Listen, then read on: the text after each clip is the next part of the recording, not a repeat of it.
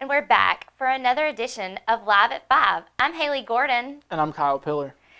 As you may have noticed, we have had several different faces behind the desk. We are happy that our Live at 5 anchor team has grown, and you will be able to see more faces at the news desk. And now for tonight's top stories.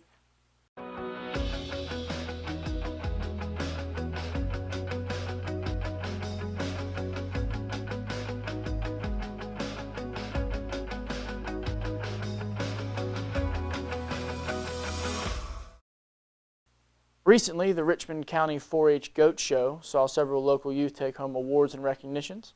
Approximately 50 youth from 10 surrounding counties, including Moore, Richmond, and Scotland counties, showed over 100 boar goats. Coleman Berry, who was a senior at Richmond Senior High School, was awarded the Senior Showmanship Award, while Ava Berry, also of Ellerby, was named the Intermediate 11-13 Showmanship winner. Savannah Shepard of Richmond County was the Intermediate 11-13 Showmanship second place winner, and also representing Richmond County in the Cloverbud category were Ella Shelley and Lexi Reap. Richmond County Pee Wee participants were Rhett Shelley, Maddie Hoffman, and Ella Hoffman, among others. The showmanship classes are designed to gauge the 4-H members' knowledge, skill with the animal, and hard work. Participants were asked questions about their animals and how they are cared for, while presenting the animal to the best of their ability for the judges. Applications are now being accepted for grants of up to $2,000 from PD Electric and North Carolina's Electric Cooperatives. The applications for the 2017 Bright Idea Grant Program have now been extended to September 30th, and the deadline is at midnight of the day. Bright Idea grants are available for K-12 teachers for innovative projects in any subject.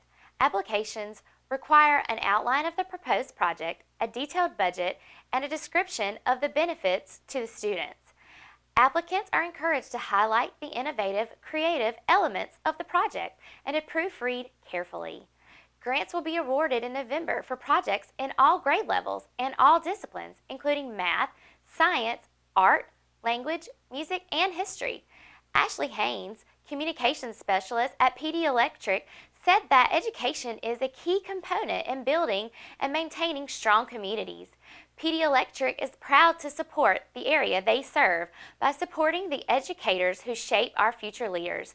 For more information about PD Electric, please visit www.pdemc.com. In local education news, the much anticipated accountability results for North Carolina's public schools were released by the State Board of Education following its meeting on September 7th. And once again, Richmond County schools fared well under the North Carolina Ready accountability model. For the 5th year in a row since the implementation of this model, Richmond County showed an increase in both proficiency and growth. The results reported for North Carolina schools include school performance grades, student achievement, and school growth. The overall performance composite for Richmond County schools in the 2016-17 school year is 55.6% compared to the 59.2% average across the state of North Carolina. In this time frame, the difference between Richmond County schools and North Carolina has decreased from 11.5 percentage points to 3.6 percentage points. Richmond County schools ranked first in the Sandhills region for the percentage of schools meeting or exceeding expected growth. Richmond County School Superintendent Dr. Cindy Goodman stated, quote, "I'm so proud of our results as they are a validation of the hard work of our students, staff, and families, as well as the great leadership we have in our schools," unquote. For more information about accountability measurements and the school percentage performance grades, please visit the North Carolina Department of Public Instruction website at www.ncpublicschools.org. With the North Carolina 9th Congressional District primary election set for May 8, 2018, Republican candidate Dr. Mark Harris will host an old-fashioned political rally to keep his campaign wheels rolling. This political rally is set for Friday, September 22nd from 11:45 to 1 p.m.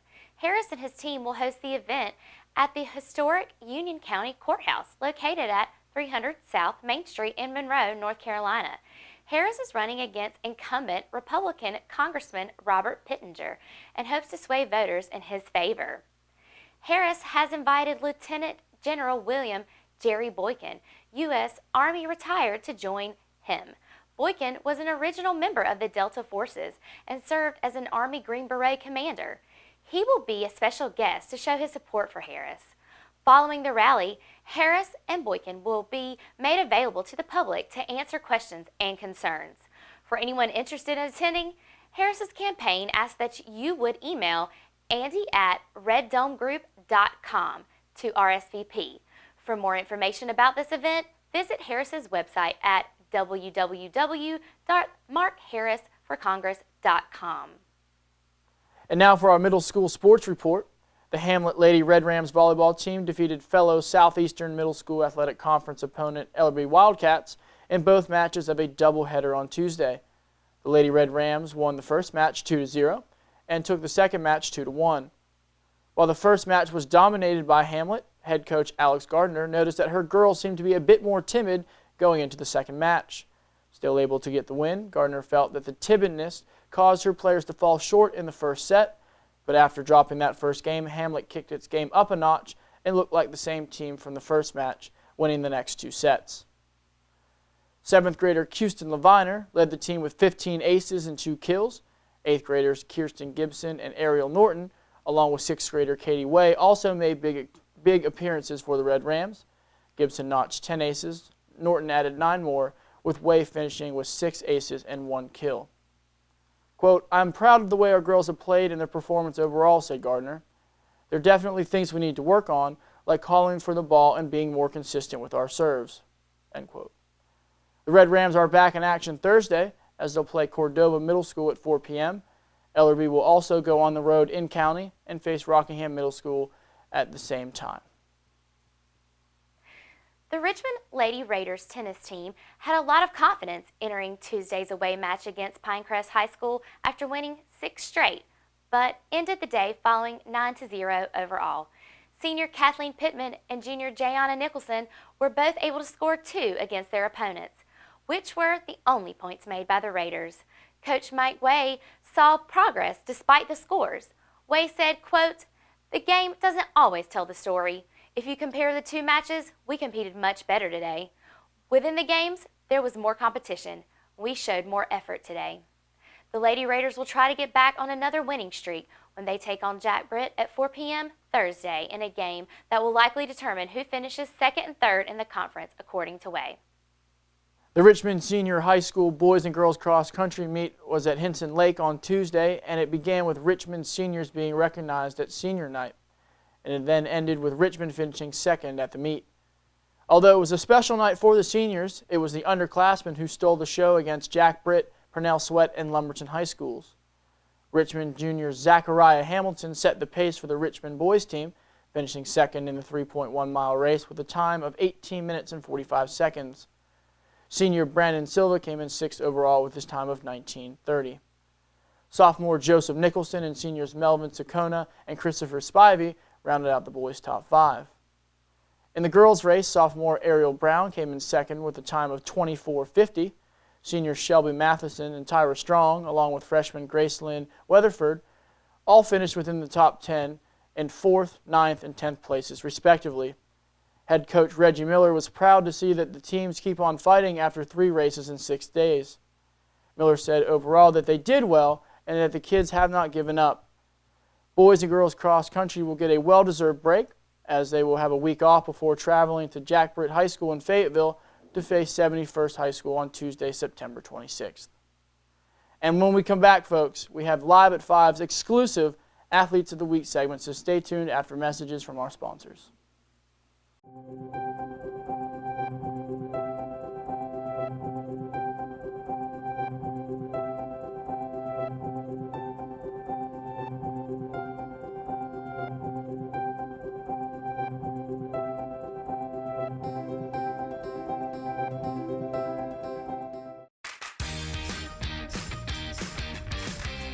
I'm Kelly. I worked at Champion Ford for 2 years. 6 years. 3 years. 1 year. I've been at Champion Ford for 13 years. 1 whole year. 15 years. I'm Jamie and I've been at Champion Ford for 12 years. I've been here 8 years. Champion prices, champion service, champion experience. Get treated like a champion today at Champion Ford. Just down the road from high prices, championfordlincoln.com. Champion 4. Willow Tree Antiques and Gifts is a specialty retail store in downtown Rockingham, in the heart of Richmond County. We are all about rustic farm-style home decor and gifts. We offer a variety of antique, vintage, and new items. We love helping you make your house a home with unique one-of-a-kind finds. We also have specialty gifts for all occasions. And welcome back into tonight's edition of Live at 5. As we enter our second week of the Richmond Observer presents the Richmond County Male and Female Student Athletes of the Week, we have two of Richmond Senior High School's brightest and most talented stars in studio. Again, just a reminder that each Wednesday you can check out the Richmond Observer's website or iPhone and Android app for my full feature story, complete with exclusive interviews of our student athletes.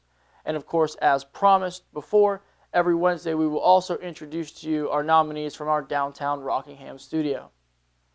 Joining us first tonight will be junior volleyball player Savannah Lampley, who serves as an outside hitter on the Lady Raiders team.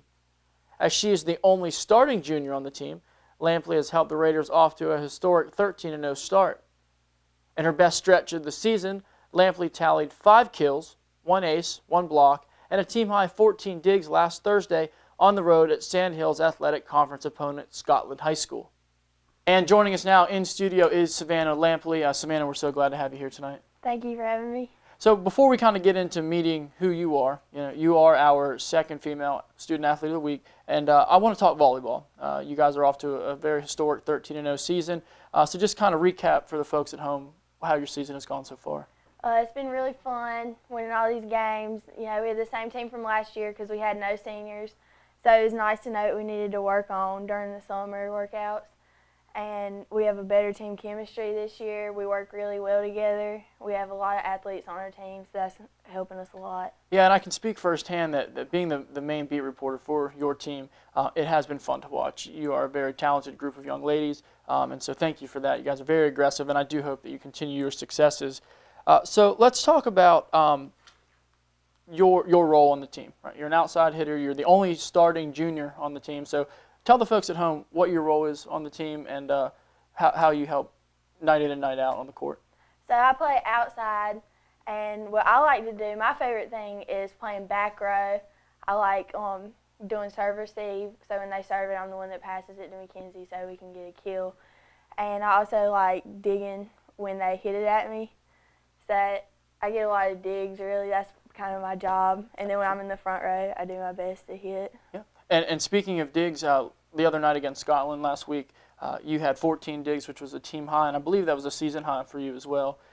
So, obviously you're an asset on the court, not only offensively, but defensively as well. So, from my understanding, volleyball is not your primary sport, and we'll get into that in just a few moments. But just talk about your playing experience with volleyball, where you got started, which middle school you played at, and what you enjoy most about the sport.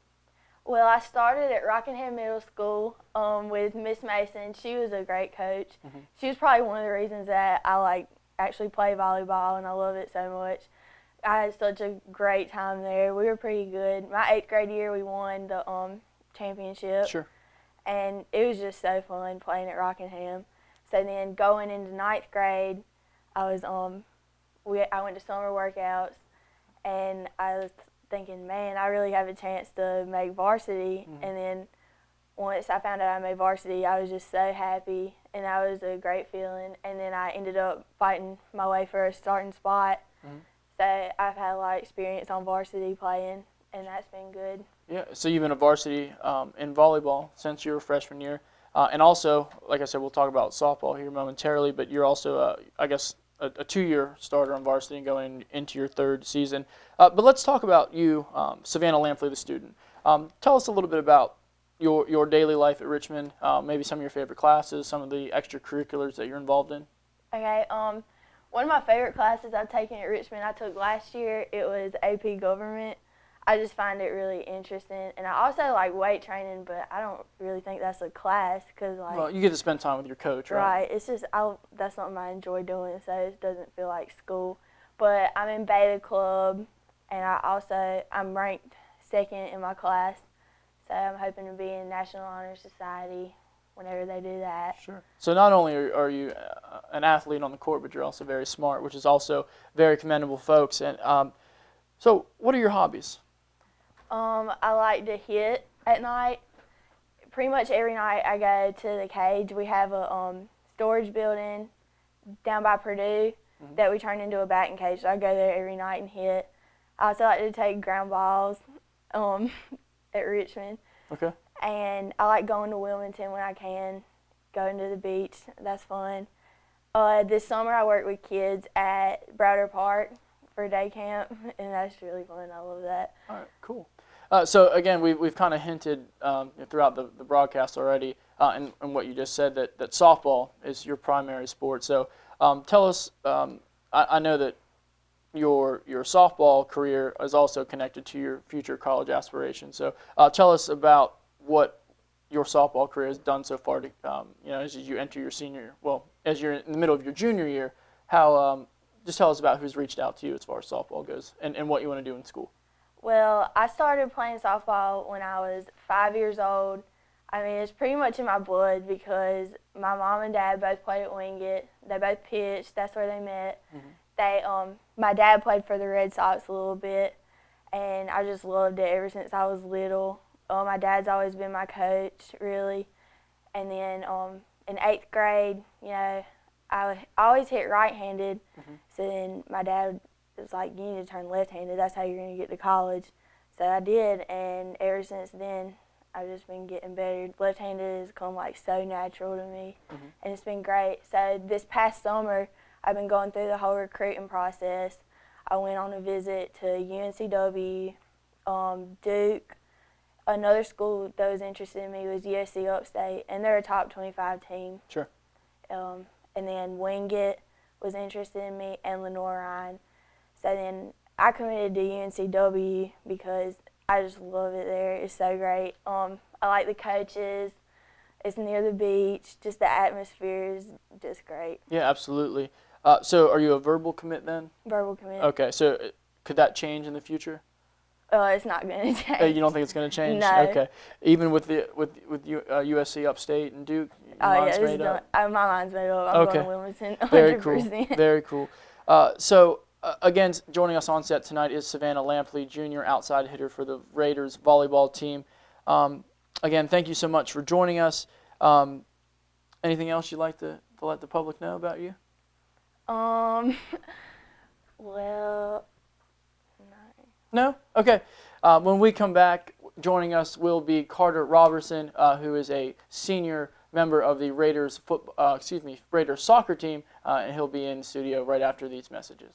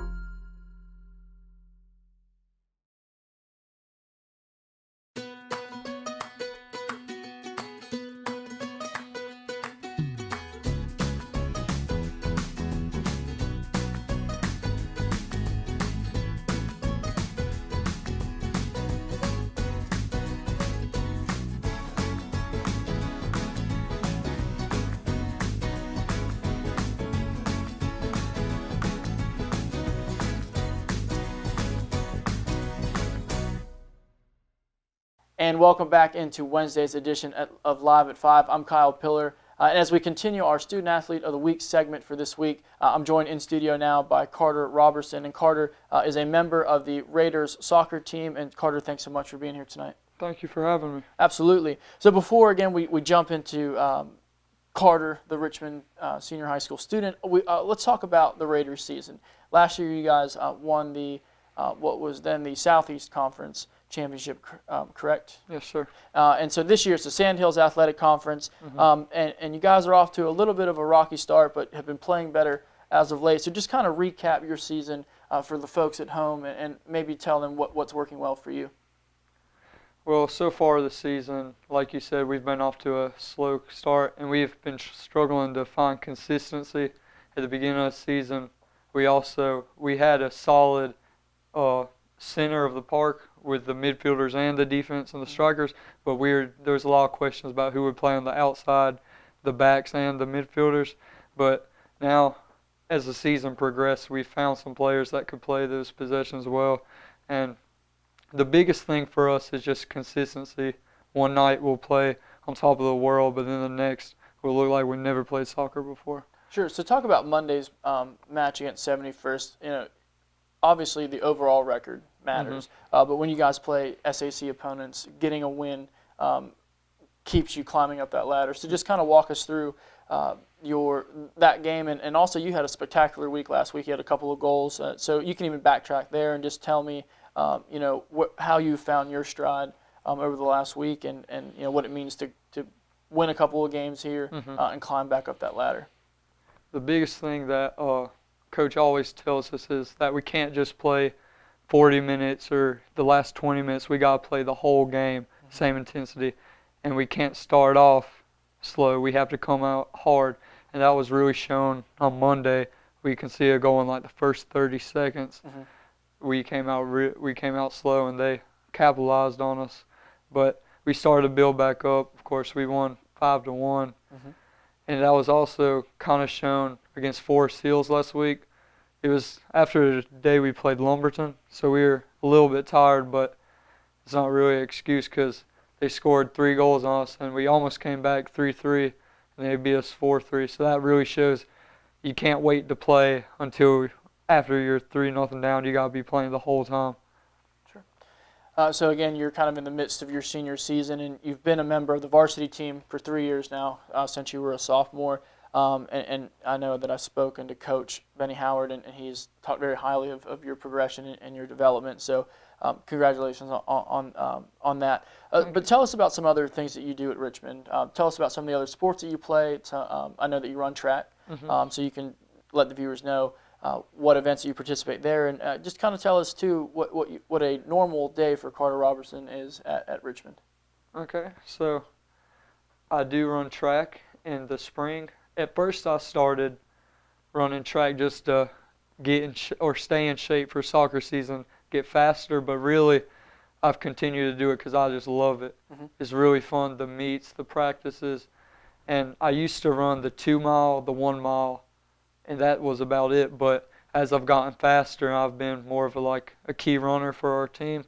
I've started to run just really the 4x8 and the mile, and sometimes the 4x4. And also extracurricular activities other than sports. I'm the vice president of the Beta Club. I'm in the National Honor Society, and I'm the secretary of the Senate. Awesome. And last year you were junior marshal too. What are some of your favorite classes? I really enjoy English and history. Those are really interesting for me. Any favorite teachers over the last couple of years? Any mentors? My favorite teacher last year was Mr. McMillan. In my AP US history class, he really pushed me, and I think he helped me a lot with getting me ready for college work. Absolutely. So speaking of colleges, let's kind of transition then into what your aspirations are, where you want to go. And I know prior to the show we had chit-chatted a little bit about some schools that you want to go to. So tell the folks at home what those schools are, and if you plan on playing soccer at the college level. I'm not going to count soccer out, but as of now, I really want to go to a really prestigious university such as North Carolina at Chapel Hill or NC State or Appalachian. Those are really the main 3, but I'm still considering others. Sure. And so what are some, I know that you've told me off camera that you haven't decided on a major yet, as that is a big decision that you have to make. But what are some areas of interest that you'd like to pursue? I've really taken some courses at RCC, and I've really done that just to see what I'm interested in. I've taken sociology courses, psychology courses, and just some stuff like that. And I think I'm still interested in kind of the sociological and history and sociology, maybe writing. That's kind of my history and English favorite classes playing in there. Mm-hmm. Absolutely. So I wish you nothing but the best as that process continues. And before we round out our segment here, one thing that I've always asked our athletes in studio is to tell us an interesting fact about themselves, maybe something that, somebody walking down the street, they might recognize you, but they wouldn't know about you without asking. So what is your interesting fact? Well, in soccer, I feel comfortable with using either foot. I would consider myself ambidextrous. Mm-hmm. So how does that, being ambidextrous, which a lot of people I think wish that they could use both feet or both hands equally, how does that help you out on the pitch? That makes it a lot easier to make quick decisions and get off a quick pass or a shot. Absolutely. Well, again, joining us in studio, senior midfielder Carter Robertson. And Carter, thank you so much for joining us in studio tonight. As I'm sure it is an honor to be mentioned or nominated by Coach Howard as the Richmond Observer Student Athlete of the Week. I wish you nothing but the best, not only the rest of the soccer season, but your academic school year as well. Thank you so much for joining us. Thank you. And when we come back, more local sports headed your way as well as weather. Stay tuned after these messages. Family Pharmacy has been serving Richmond County since April 2007, and we have enjoyed getting to know our customers since then. We take our jobs very seriously, and will do whatever we can to make sure you have what you need. Come visit us on Fayetteville Road in Rockingham, and we will treat you like family.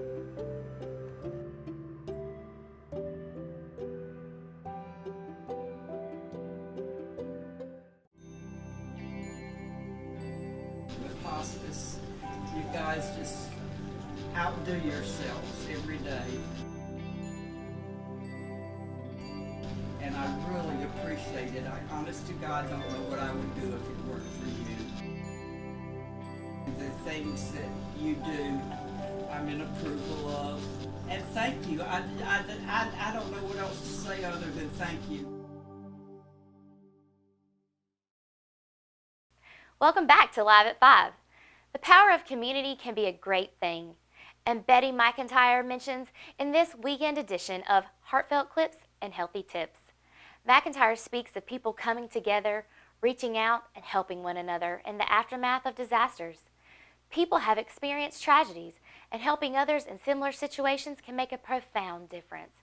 Connection with others is key, according to McIntyre. To read this full story and others like it, visit our webpage at www.richmondobserver.com. This Sunday, First Baptist Church in Rockingham is hosting a luncheon after services to welcome and express appreciation to all new teachers in Richmond County. The church is inviting all new teachers to attend and to bring along family and friends. Worship is set for 11 a.m. and everybody is invited, but the meal will begin at 12:15. First Baptist Church is located at 201 North Randolph Street in Rockingham. And if you have any questions, please call them at 910-895-4016. The Rockingham Fire Department is hosting a Fire Prevention Day on Saturday, October 14th. This fun-filled event will be held from 10 a.m. to 2 p.m. in the Winn-Dixie parking lot.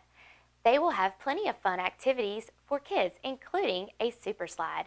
The fire department will also have food and special guest Sparky at the event. Today's 3-day weather forecast is brought to you by Medical Center Pharmacy. Tomorrow, Thursday, we will see a high of 90 degrees with a 20% chance of rain. Friday should be a high of around 87 and also a 20% chance of rain. And on Saturday will be a high of 86 degrees and will drop off a little bit with only 10% chance of rain. Hurricane Maria continues to rip through Puerto Rico with high winds and makes landfall today. It continues to stay on track, but it doesn't look like it will hit the United States, but we will keep you updated if anything changes. And that's going to conclude tonight's episode of Live at 5. And Haley, you're 3 episodes in. You still enjoying being on set with us? Yes, I'm having such a great time. Good, I'm glad. And we're so glad to have Haley on set Be sure to tune in to Thursday's edition tomorrow. Also check out the richmondobserver.com as well as the Richmond Observer Android and iPhone app to check out all of Richmond County's latest news. I'm Kyle Pillar. And I'm Haley Gordon. So long and good night. Good night.